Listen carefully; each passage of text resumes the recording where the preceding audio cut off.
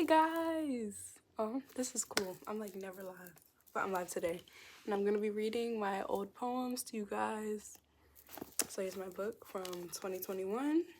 I actually still haven't finished it, but you know, ooh, I'm surprised. I made it that far. Okay, so let's just, start it. Get into it. This all started the year of 2022. January to be exact. And my first poem, of course, it's called New Year's. The way this works was a new year with the same things. It's funny how some people will reinvent themselves for the new year. As if we're not given a new ew, why can't I read my own poem? This is how you know I ain't opened this book in a while. Get back in character.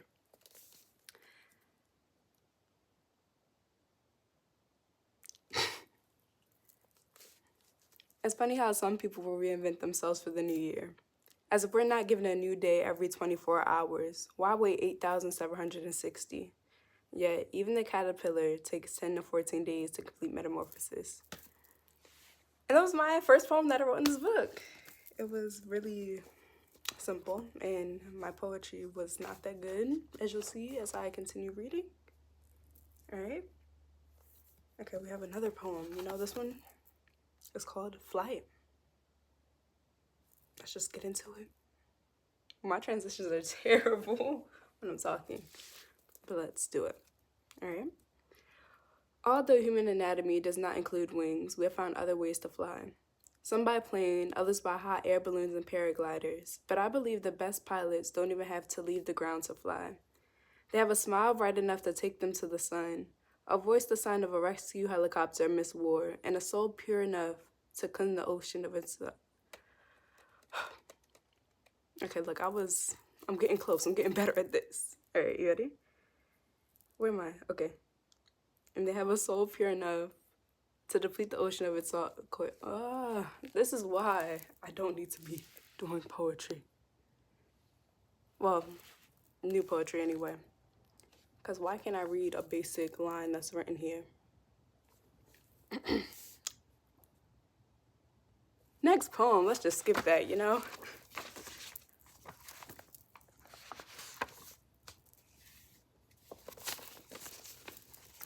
This one is one word resolution. After winter break of 2021, I returned to school and I'm asked to give a New Year's resolution. But there's one condition. My resolution must be only one word. My word was discernment. The ability to judge well, to have a moral compass lined in silver and more accurate than any map known to man. But I wish not only to have it, but to follow it, like the ocean follows the shore, constantly, effortlessly, beautifully. And that was that. And this was literally an assignment I had freshman year? No, I think it was sophomore year. And I literally just had to choose a word as my New Year's resolution, which kind of went against my first poem, saying that I shouldn't reinvent myself for the new year, but it is what it is. The next one is A Poet's Tree. And the reason I ended up even writing this is because I was doing like map testing, SAT something with writing. And on it, it was this poem called A Poison Tree. And I literally wrote this poem based off of that. But sitting in the sun, cloaked deep beneath the soil of figurative language, lies a poem. Watered in extended metaphors and sheltered by the sounding whoosh of onomatopoeia, the roots brought... Bro, I was too into this poem. It's literally a poem about figurative language. That shows the growth. If I wasn't recording on my phone, I could be sharing the good poems with y'all, but it is what it is. And dang, that only lasted for 4 days. I wrote a poem every day for 4 days. Because this is January 15th, and the last poem was January 4th. Let's just keep it pushing, okay? Oh, guys, here's A Poison Tree. Dang, I wrote that too. It was by William Brake. All right, let's read that one.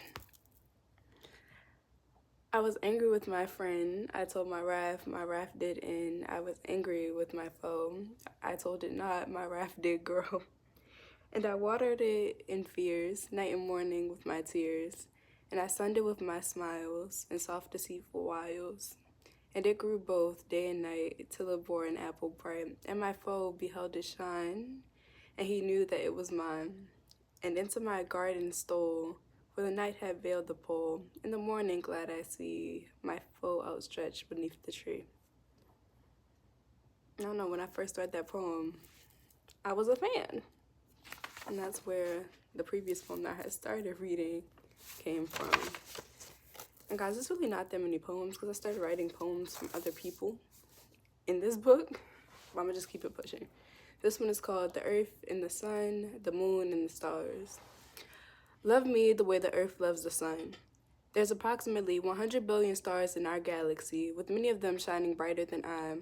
But still, the Earth chose me to be its light, its morning, and what it hopes for in the night. Running through the Earth's mind all day, until night calls. But even then, Earth has plastered images of my starriness amongst the moon. Not a sign of replication or replacement, but this is how the Earth whispers to the sun. I miss you. You're not forgotten. I feel you shining on parts of me that I have yet to rotate to.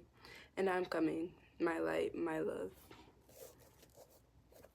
That one was kind of cute. Now let's keep going, see what else I got. Like, I know most of these aren't even going to be my poems, because most of this book was me writing poems that I found down. Okay. January, what is this? January 9th. Oh, yeah, I was just writing anywhere, because I already read January 15th. All right, as I flip through all of these pages and see so many pre-planned dates, I'm reminded to take it day by day. That tomorrow isn't promised, that I was told, don't worry, for tomorrow will be worrying about itself. Each day has enough trouble of its own in Matthew 6, verse 34. And I just got straight to that. Ooh, oh, another poem. Okay. Oh, that's why I was talking about how I couldn't keep on reading. All right, you ready? Everyone's heard of writer's block, but I've diagnosed myself with block writer, meaning my mind drips with ideas that will never fall upon the face of paper, causing a tsunami of figurative language, drowning in words that will never reach the surface. And I know why many writers hide behind metaphors. It's much easier to call something what it's not, especially when it captivates hope. For example, someone will call themselves a bird, clipped of its wings, trying to convince themselves they had the ability to fly. Yeah, you know, just had me contemplating about my writing. Okay, now oh, that's 11. I'm about to say, how do I have 2 January 4ths in this book? Let's keep it going. I've never written a love poem and don't know how it would start.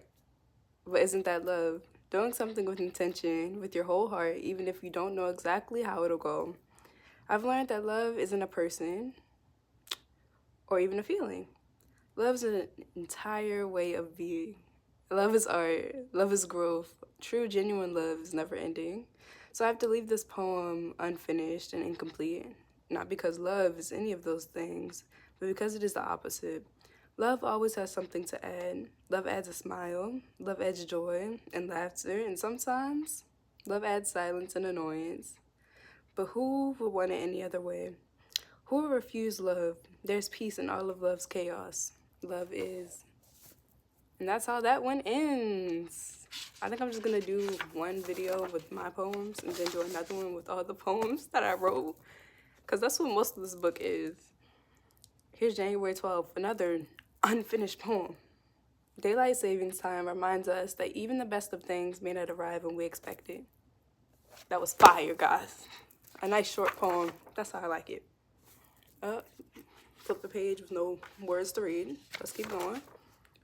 Keep it pushing. Why is there so many poems that I didn't write?